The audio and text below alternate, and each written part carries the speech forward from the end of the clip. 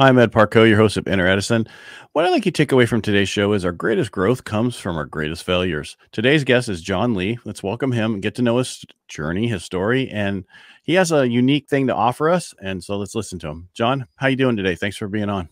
I'm good, Ed. Thanks for having me on your show. Oh, it's a pleasure.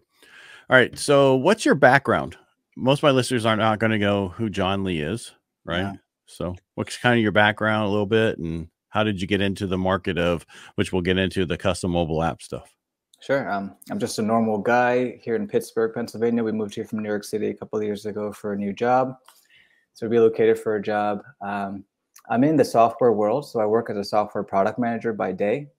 So I work with developers and designers to build software products, basically. And I wanted to be my own small business owner for many years. Took that jump into entrepreneurship about 3 years ago now to build my own podcast app.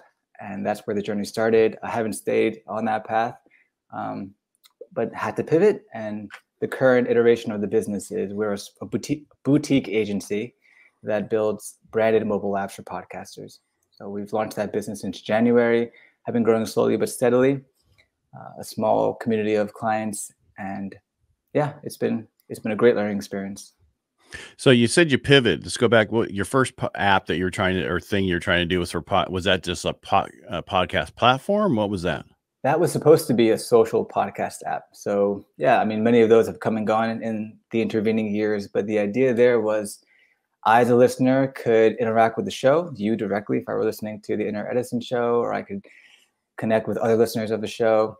The idea was like every other content has the ability to interact with other audience members right next to the content. If you're on YouTube, there's a comments feed, right? If you're reading a blog or a newspaper article online, there's a comments feed. But in the podcast apps back in the day, there was no way to interact with the content, with the creator, or with other listeners. So the idea was to bake in some social interaction into that listening experience. So that was the initial idea.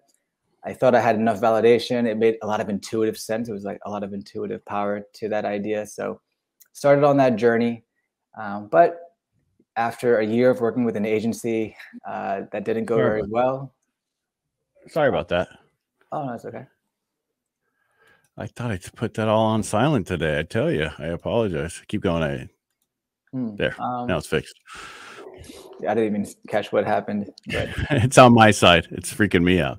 So yeah, so I hired an agency, spent a lot of money, borrowed a big chunk of money to go all in, start my own business. I wanted to be my own business owner. And but in the meantime, I saw these other apps coming and going, other apps that were doing the same thing. They had much more money behind them, much more backing, and they were coming into the market with beautiful apps, and they were failing. And then I saw the other big podcast apps adding social features like comments and stuff like that. But when I looked at them, there wasn't very much activity in those features. Like people were commenting, but it wasn't very active. The comments were days apart. It wasn't really a conversation happening inside these apps. So I came to the hard conclusion last year that this is not going to work. And I've been building the wrong thing for a long time. So. Can I stop you there for a second? So, because that most podcasts are recorded and then they're rebroadcasted, right? And that's why it would be difficult for that to happen unless you're live, right? You're doing live across Facebook, LinkedIn, YouTube, and the people can comment, because I do a lot of those things. And people are able to comment only if they let whatever software you're using agree to permissions to let them comment, right? And so there's still an issue there. Yeah. Because I can have a whole thing going, and after I'm done, I have all these comments because they, and if you're looking over on this screen over here to make sure you get the comments, people are going, "You're just not really into your guests, huh?" No, you don't understand. I'm trying to make sure we get all the comments and everything, so there's a lot that I could, because that would be amazing what you just talked about, but you'd have to be live. I agree. Yeah, there's that issue. Also, most podcast listeners like myself are not looking at my phone when I'm listening. I'm biking, I'm running, I'm doing the dishes. My hands are engaged, right? So the majority of listeners are not that interested in commenting about the podcast or interacting with the host as much as I thought initially. I thought, oh man, everyone's going to want to interact with this content.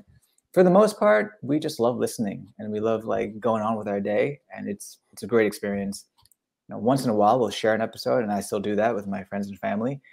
But yeah, I'll just take that link to the episode and email it or text it to a friend. And that's how we share, and that works for probably most people. So for those reasons, that's why I'm seeing social podcast apps not taking off on the app stores. Yeah, and the other thing, the biggest, hardest thing is to get people to comment, right? Like, explain that they liked your episode, all that kind of stuff. I know from my industry, I'm in the mortgage industry, and to get a client, no matter how happy they are with the transaction, to get them to do a review, it's amazing. It's like you would think it would be the easiest thing, but then I started thinking about it. I get all these things to do reviews, and I just throw them away. I don't throw them away. You know what I mean? I just don't do it. So I'm just as bad as everybody else. So right. It's just that little bit of friction that just makes it. It means 99% of people don't take the action. I just finished listening to an episode of Hidden Brain on the way here on the bike ride, and in that episode, they were talking about friction and how if you can identify the friction point and remove it, it can just release a lot of the blockage. So the professor on the episode was talking about how he found it so difficult to get his students to fill out the review at the end of the semester. He couldn't get over 70%. But as soon as he carved out like 15 minutes on the last day of class to say, all right, guys, fill out the survey, it shot to 100% because he made it just that little bit easier for them to do the task. And they all wanted to. But yeah, making it as easy as possible for your audience to take your call to action is, it's an easy win if you can identify what that friction point is. It's hard sometimes to discover that. Right. It's hard to get people to just, you could be listening to, like you said, on a bike, right? You're not going to stop. You're going to go next. Right. And then, if you're like me, you're listening to it on 2 so that everything can go so much faster. I listen to everything so much faster because it gets me to pay more attention. Oh, really? The other day I was walking and I went from the 2 to 1 to catch something real quick. And it was like, it was so slow to me at that point because I had taken it from so fast to that. I don't know if you've listened to it faster. I accidentally did it on a run one day that I hit it, and it's like, wow, that's so much better. So I kept increased it to 2.5, and that was just too fast. But 2 was the sweet spot for me. So cool. Yeah, I played with that a couple of years ago, but I came back to the 1X. Something about, for me, it's like, I'm not too concerned about getting as much information into my brain as possible. Like I also kind of want to appreciate and enjoy the interaction or the way the content was intended to be produced. So it's part of that. Like I like the quality of it, not just the quantity of it as well. Right. I understand that because I have another friend. That's what they listened to. They tried 2. It was too much. They ended up on 1.5. Hey, whatever works for you, even if it's 3/4, whatever makes it work for you, so you can hear. Yeah. I just like getting through a lot of the comment when I'm doing what I'm doing, so that way I can, listen. I'll listen to the same one over and over again, but it's just for me. It gets me to pay more attention, because I can catch myself listening, and the next thing you know, I'm thinking about something else. This way, I don't think about anything but what's coming in my head. That's cool. All right. So you went from here because you saw the friction, you saw the different things, and now you do custom mobile apps for podcasters. And what does that mean? So the idea there is now any podcaster, you're an independent podcaster, you can have your own mobile app for your own show on the app stores. So not just the biggest shows can afford to have their own app. Anyone can afford to build an app just for their show. So it's, just your show there on the app store. So your listeners can download the app, interact with you, get extra content, maybe more exclusive content.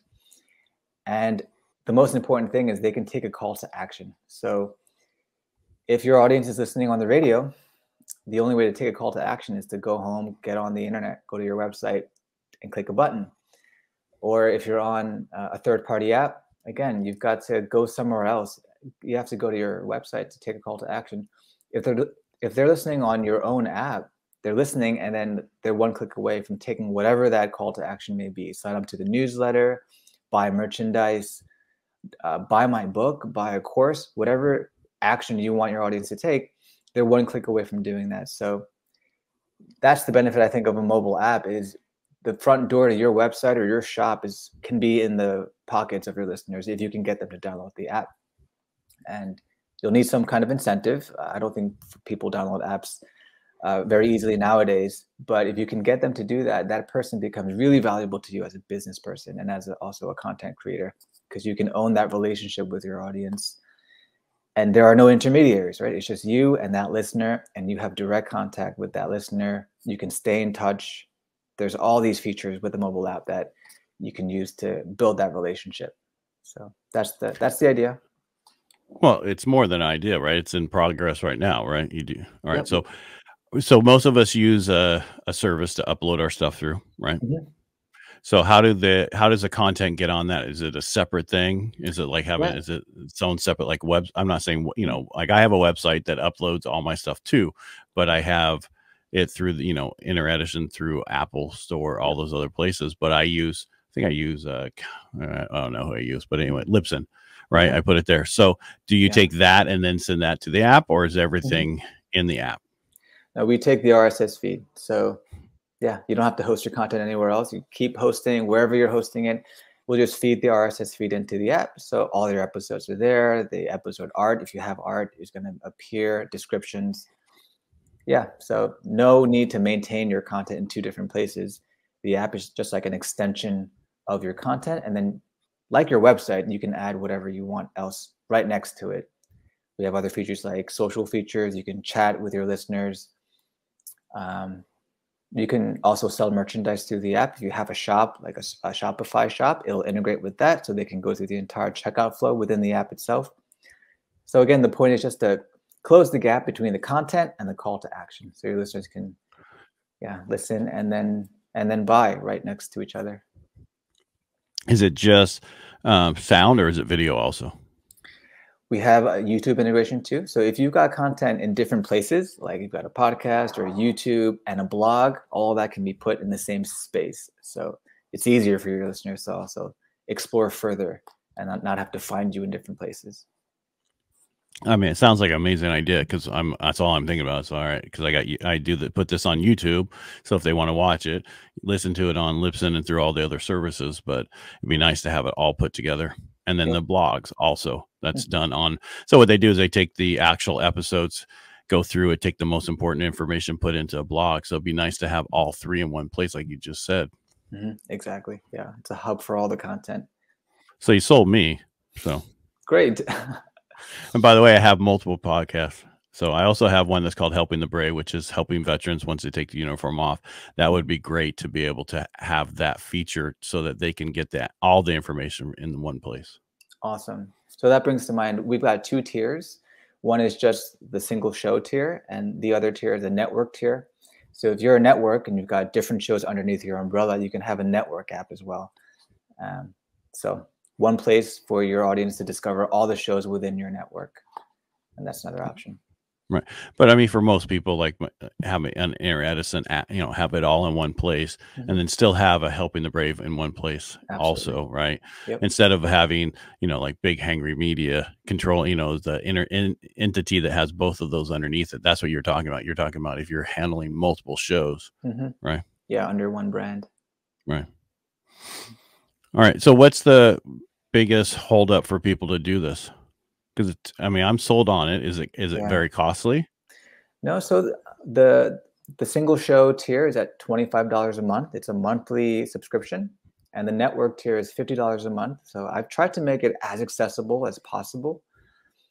Your question is the exact question I'm trying to figure out right now. Like, what is the friction? What is holding people back from jumping on board and making an app for their show or for their business?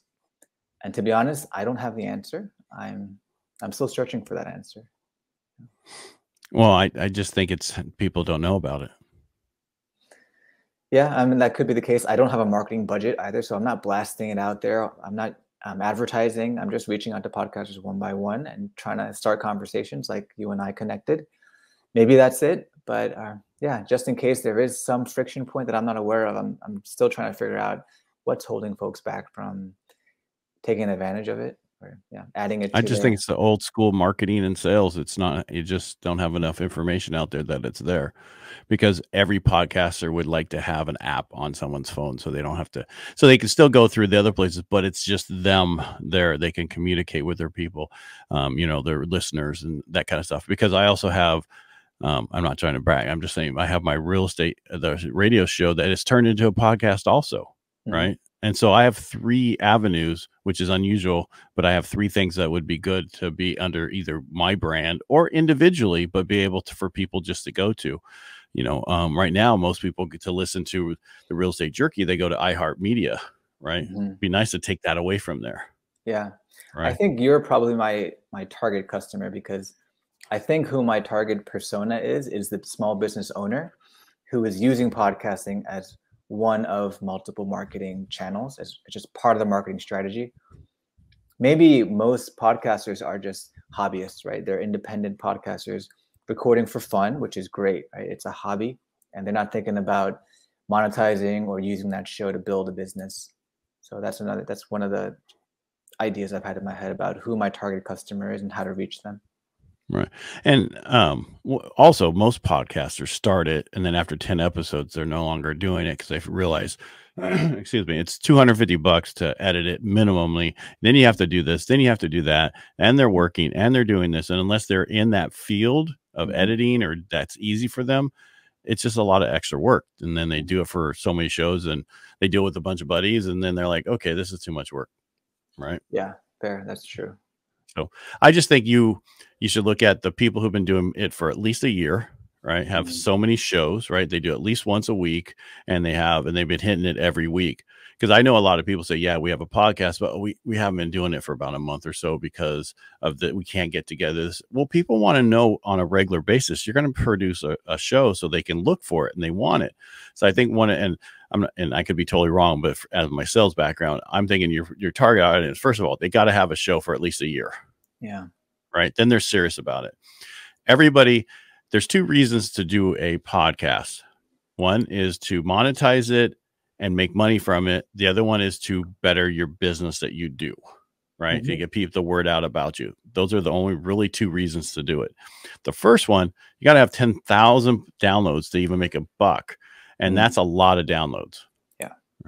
And that's not like a year. That's on a daily, that's a lot of downloads. That takes a while to get there.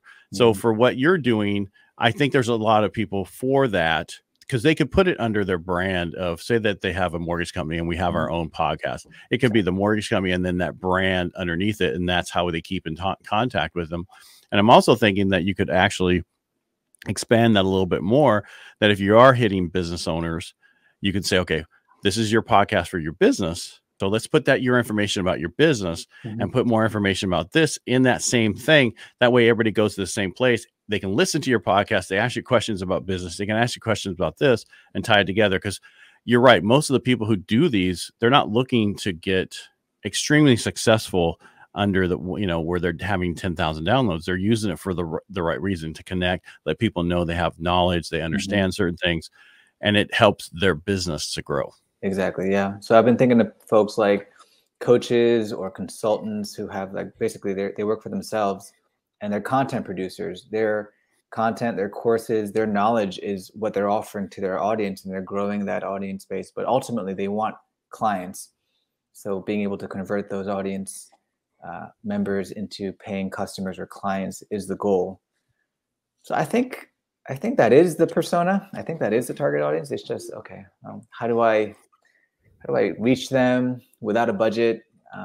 Yeah, so that's the challenge. It's just pretty much a one-man show right now, and a side business. I'm here for you if you need help. So, helping you with your target audience. But no, something I wanted, because I'm thinking now, okay, do I want to put it under my brand? Do I want to put it under my face on the app and have people download Ed Parcaut, and this is all his stuff that he does underneath him? Or is it under the brand, or we do the individual stuff that is, because everything is differently. I do the inner Edison because I'm curious about people's businesses and why they're doing things they do. I want to know what have you overcome during this period of time that you've been doing this, and what is your biggest Edison moment? Because, sometimes, besides the building, understanding that our greatest accomplishments come from our greatest defeats. The biggest thing Edison said was most people quit right before they're successful. And that is 90% of the people. They just get to that point and they go, okay, I can't do it anymore. And they're almost there, right? They just got to put a little bit more into it. So there's a lot of information here for people with businesses or thinking about doing a business. And this is from all gamut of the industry. So it's important. I just enjoy the curiosity I have with talking to people like yourself and what you're trying to do. And I'm serious about there's anything you need help with, but I definitely we're going to talk off air to get my stuff started because I've been looking for something different and this would be it. Cool. And if you or your listeners want to try it, you can try it for free. It's a 1 month free trial. Our back. Where do they go? The custom mobile app? Yeah, just go to custommobile.app, say Ed sent you, and you can try your first month for free. We can get a draft app for you to take a look at in 2 business days. If you like it, you keep going. If not, yeah, there's no risk, no skin off your back. So yeah, thank you, Ed, for sharing the news. No, I mean, it's a great idea. It's just a matter of how to put it all together so that it works. You know, it, like you said, your target audience is whom that, you know, you need to really narrow that down. You need to find out exactly who you want to go after and go after that person. You could have 2 different audiences, you know, 2 different places. But for most people, what 90% of podcasts aren't going to ever get to the $10,000, you know, 10,000 downloads, right? They're doing it for the love or they're doing it for their business. That's what they're doing it for. And maybe it's only 1% that's going to get to that top thing, you know, but it could, you know, does Joe Rogan have his own app? Probably not. I don't think so. All right. Well, why don't you send him something? Create one for him and send it to him. That's a good idea. Maybe I should do that. Well, they're on Spotify, so they've got to use the Spotify app, right? I mean, that's. I don't do they? He's owned by Spotify. His show is owned by Spotify. Yeah. Not all. Yeah. Well, yeah. But so if they have to go, it doesn't, excuse me. I don't know if they can't have another app. I don't know. Because that Spotify doesn't do YouTube, does it? I think they do. Oh, do they? He's taking his videos off YouTube. I don't follow him. I don't know. I don't follow him either. I'm just saying maybe you find somebody else who's not there, but you just go, hey, have you looked at this? Boom, this is what I can do for you. Because I'm sure that's only a little bit of your time, right? Yeah, it's not that much time. It just takes a couple of days to build something. And I'm just saying you pick a few people that and then they, you know, talk about it. And then next thing you know, you got to hire all these developers. Yeah, hopefully. No, hopefully, if this is what you love to do and this is what you're planning on doing for the future, then stay focused on it and keep going. Yeah. Thank you. No, I'm sorry. I'm not trying to coach you. I'm just trying to help you. It's a great idea. I think it's something that I've been looking for without even knowing I've been looking for it. Right. So in my industry, we all have individual apps, right? Here's my app for downloading. So you can do your application. It's not through Apple Store and that we just send it to them through a text, right? Okay. And it's not really an app to go on their phone. It's just so they can go. It's kind of like Calendly, you know, that type where you can drop it and it's schedule. Same kind of thing. They can go on, they take it to a certain point in a secure server, upload stuff and all that. But it's a way that we get that information out there about us. It'd be nicer to have something like this that shows everything we do. Plus, also, this is, you know, my business. Right. They can explore what else you're about and maybe, take different because the credibility you get. I mean, I didn't realize, you know, I'm on radio and now if I'm up against somebody else in my town doing the same thing, once they know you're on radio, they're like, I don't want to talk to anybody else because they think you have that built-in credibility already from doing that. That's what this could do for you is build more credibility. So people think, oh, wow, this podcast has its own app. This person has this, and this, and this. So I think you're going down the right path. It's just, you have to get some money behind your marketing. Yeah, that's true. And that branding piece of it is something I've noticed as well. Some of our clients have come for that piece of it. It amplifies the branding and presence. Right. And so then that's what I would tell you to do. I don't know how many customers you have, but go back to each one and say, why did you come here? What were you looking for? And then see what that is. There's your target audience. Yeah. The biggest thing we forget to do is ask our people that we deal with already. Why did you come to us? How come you're using us? Sometimes we don't want to know that, but it's important to go back to them and ask that. Yeah, definitely. I have done in the past, ask those questions, but it's good to follow up, right, and confirm your just to make sure you're on the right path to where you try. Because I'm sure the day you started this, you're in a different path than the day than today, right? Everything changes. That's the one thing about our business, whatever it is, it changes constantly, and you need to narrow that down to what you're looking for. In my industry, we can have multiple specialties, right? The niche is where you want it. The niche, they say the niches is where the riches are, right? Mm-hmm. So the more you can narrow that down to who your person is, the more that will benefit you going forward. And if that's coaches and stuff like that, I have the perfect person to have you talk to, because they run this whole app for coaches now. And it's all about, you go there to check out any strategic mastermind, any coaching thing, what kind of stuff. And so if that's what you're looking for, that's easy. I can get you in that. I can refer you to somebody else to talk to, and they can have you on their podcast, and you can talk about it, and you can help them, because all they deal with coaches and all those things. Mm-hmm. Yeah, that'd be great. Thank you. Oh, you're welcome. Anything else? Anything new coming out? Well, I also reached out to you because I love philosophy, and I've been reaching out to podcasters to have conversations around that as well. I know we've only got 5 minutes left, but if we have as long as we want, I say that's a guideline. Mm-hmm. If you want to chat about anything on your mind around philosophy or spirituality, anything like that, I love talking through topics like that as well. Okay. I mean, our biggest thing right now for this is about business and how we can help businesses. If you want to talk about that, we can offline. I don't want to put it, our whole thing was about your business, it's not taken into a different avenue at the end. Mm-hmm. But yeah, I mean, I'm glad you reached out to be on and we worked this out, because you have a unique item that needs to be out there for people. Yeah. I mean, maybe just going back to the theme of the show, the inner Edison, I've learned so much through the process of starting my own business. I would recommend it to anyone. It's a great learning mechanism. It forces the entrepreneur to be constantly thinking and experimenting and learning. So if you're into that, if you want to challenge yourself, I'd definitely recommend it. It's grown me personally in patience and being patient with myself, with the business, learning how to balance work life. All of that has come from starting the journey.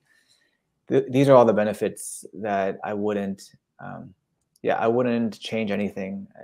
My business is not a success right now, but I'm on the path, and the benefits of being on the path are just worth it. So, I'm sorry. What's your definition of success? See, that's the question, right? Yeah. So, because you said your business was a success.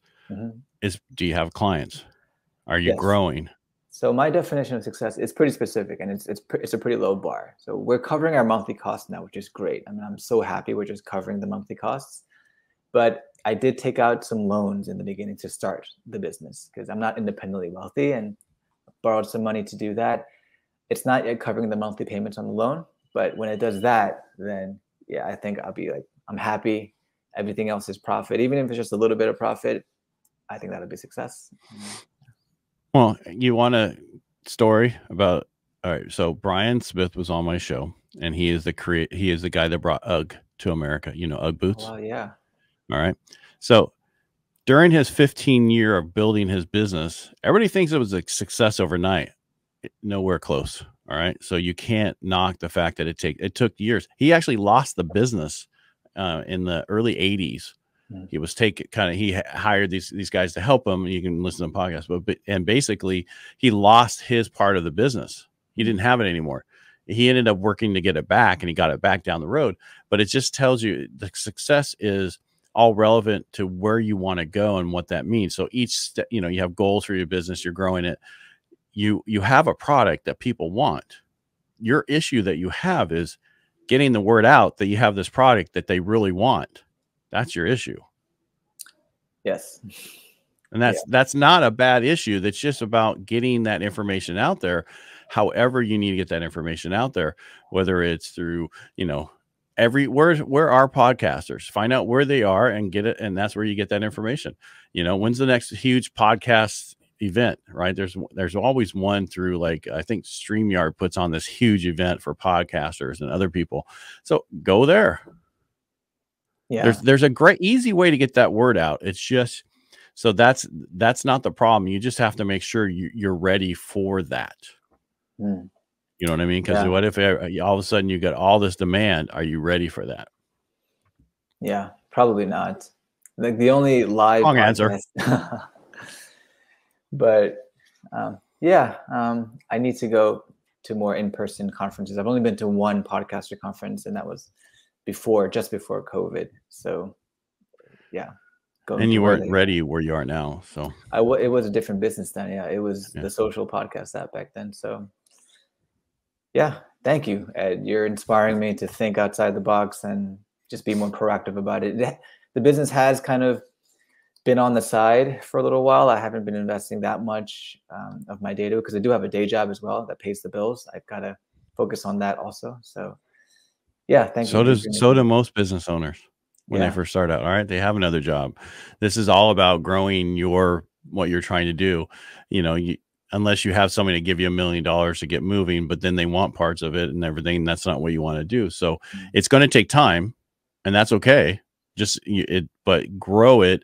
And then you just have to have steps where you want to be and where you want to get there. So the next step is, how do you get that marketing out there so people know that it's there, so that it can be picked up by people? Because any podcaster is going to want an app with their information on it, because now they can go, look, download my app. Look how successful I am. I have an app. Yeah, I mean, that's what I think. But yeah, how to amplify that message is the challenge without a marketing budget, right? But the question is, how much marketing budget do you need? $1,000? I don't know. I mean, I've tried. I've only tried once promoting a tweet on Twitter. Like, you can pay to have your tweet promoted, and it'll get in front of a couple thousand folks. That didn't drive anything, and I was like, I don't really want to spend any more money on advertising right now. I want to figure out maybe a more manual crank that works, so that I can kind of go at my own pace. All right, so I'm going to tell here's a little thing. What phone do you have? You have an iPhone? I've got an Android phone. Oh, so there you go. I don't know if Clubhouse is on Android. I haven't been on there a long time, but there's 3 guys who run 3 different podcast rooms, and they've been doing it forever. And I would go in there and just jump in their rooms and start talking to them, and then ask them a question. I have this. Would this be something you'd want, or whatever? And I'm telling you, that's how I set up over, it was almost 2 years ago when that, in 2020, right in the beginning, I set up all my podcast rooms, all the stuff I did by listening to these 3 guys in these 3 different rooms. And I got all the information. I even talked to them. They helped me set up my road, all that kind of stuff. What I'm getting at is there's places to go that you can just talk to people about it, and everybody's there listening. And these guys are going to have big rooms, and you can just ask a question going, this is what I do. Is this something that you guys would be thinking about would be good? Cool. Yeah, it's a good idea. I've downloaded the Clubhouse app, and I've looked around it, but I haven't participated. And I thought maybe it would be a marketing channel, but haven't really. Yeah, it's not. I'm saying go. People are podcasters. Go to just the podcast place on there and talk about what you have and what you have to offer, and just say, hey, because you can raise your hand in the room and they'll bring you up on stage if you have a question or you want to say. And my question is this. Oh, cool. I do this. Is that something that you think would be utilized by people like yourself? And one of the guys is Tanner, and he's huge. He edits everybody's stuff. He's huge. And then Tanner does a room, and then he has 2 other people who do other rooms, and they're all connected, and they all do stuff, and they're all, so, and he was the one that talked about in the beginning. He goes, there's only 2 reasons why people do podcasts, right? To benefit their business, or they want to get it to where it's doing, to monetize it, but then they got to get to 10,000 plus downloads, all that kind of stuff. And that's just the start. Yeah. Most people do the first one just to help their business. And that's kind of what you're looking for. So that's where the first place I would look, is the easiest way with no cost, no out of pocket, just time, talking to them and saying, hey, what's going on? And then from there, there's going to be a bunch of stuff you can do. I mean, Instagram, even on Instagram, ads are better than Twitter. Yeah, I haven't tried Instagram ads. But I'm just saying, I'm not saying to do that. I'm just saying there's so many other places to go. Go where people are that want this. Yeah. I'm going to try Clubhouse. Definitely. I've never actually joined a room and raised my hand. So That'll be the next thing to definitely try. I actually turned off all my notifications to it because I got so bombarded by, hey, you're in that FOMO, fear of missing out, right? Oh, you go in this room, in this pot, and it's like I couldn't get anything done because I was listening to it all the time. Yeah, and that's what they said. Once everybody went back to work, really, would it be so successful? And I don't know because I haven't been on there. But people have some rooms, and they promote certain things all the time. So there's a whole avenue of where you could promote a room eventually about how to market your pot. There's so many things you can do. Cool. That doesn't cost. Yep, I'm gonna try that. Thanks, Ed. And let me know how it goes. Yeah, I will. I'll follow up with you, and we're gonna connect offline, right? So of course, yeah. So yeah, all right. So I appreciate you being on the show today. I really appreciate it. Thank you, Ed. I appreciate the time and the advice. Hey, that's what I'm here for. Hey, thank you for joining us today on Edison. I hope you enjoyed today's episode and what our guests shared and what I shared. And if you like what we do here, just follow. And again, thank you so much for being here, John.